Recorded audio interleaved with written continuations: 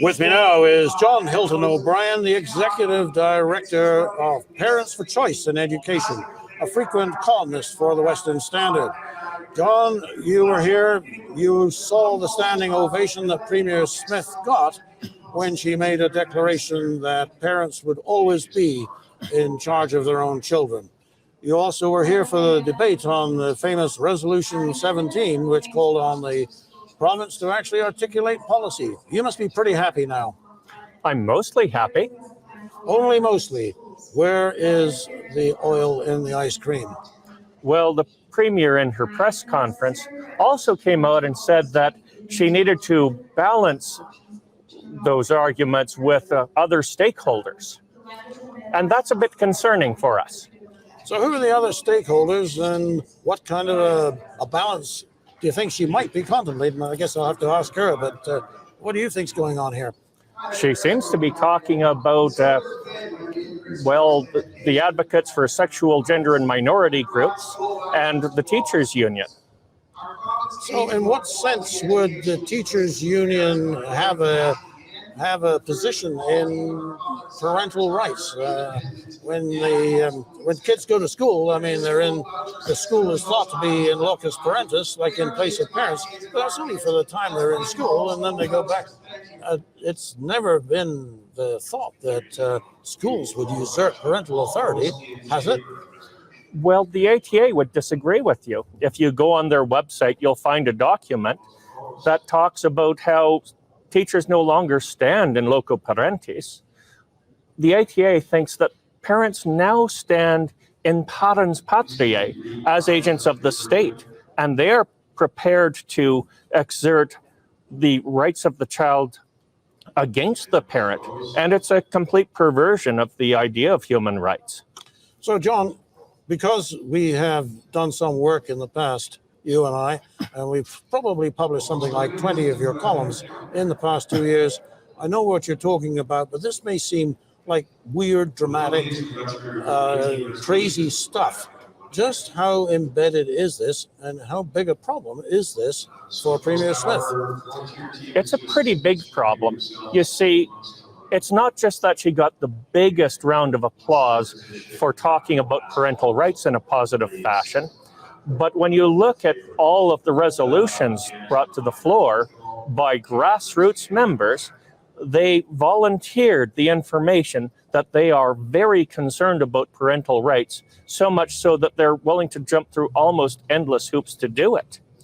And when we look back and we ask what really defeated Rachel Notley, the answer is that she trampled on parental rights, not just human rights. And that was the end of her political career.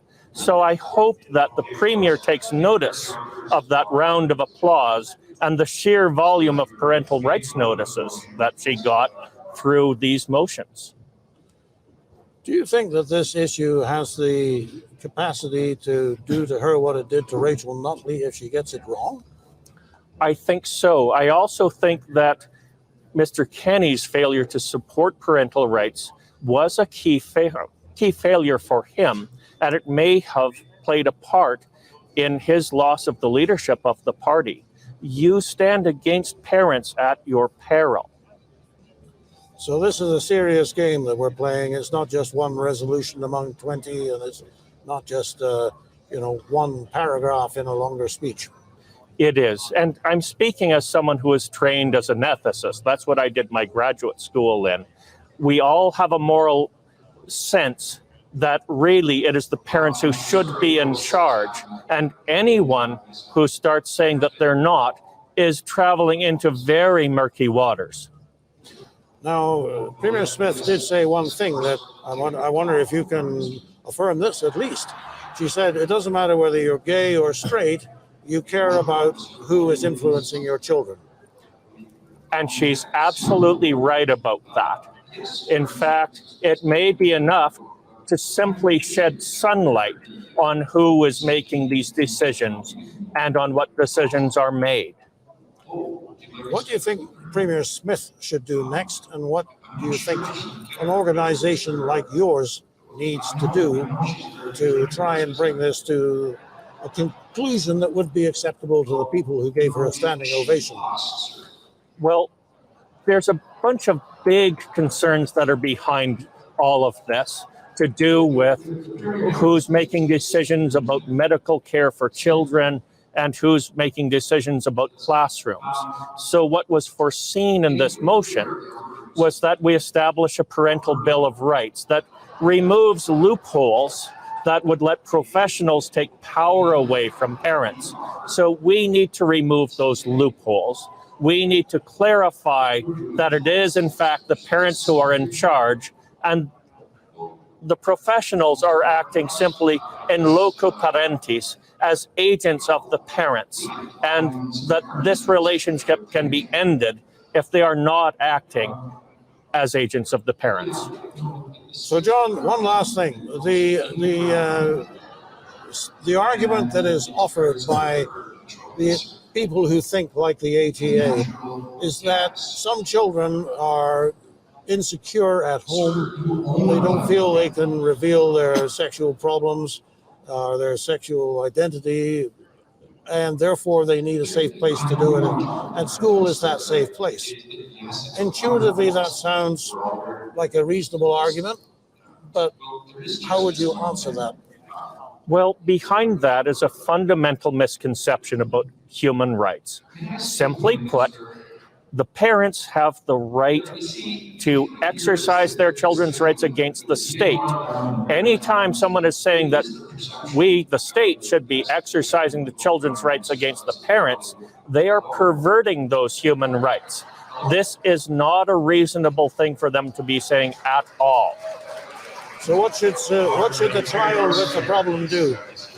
Well, when a teacher suspects that a child may be abused at home, that teacher has a legal obligation right now, as well as a moral one, to report this to the correct authorities, to child welfare, and investigation should begin. What we should be doing, if we think that the problem is a matter of discomfort with communication, is we should be facilitating the communication between the child and the parent, because that's the problem. It is not such a concern that the child is struggling with his or her identity. The problem is that the child is having trouble communicating with the parents. So you facilitate that communication. You do not talk to the child and say that it's okay for them to keep secrets from the parents and tell them to the teacher, because that's making it worse. John Hilton-O'Brien, Executive Director of Parents for Choice in Education. Thank you for this. Thank you for stopping by. And after what you've seen today, I imagine you're going to have more to say in the pages of the Western Standard.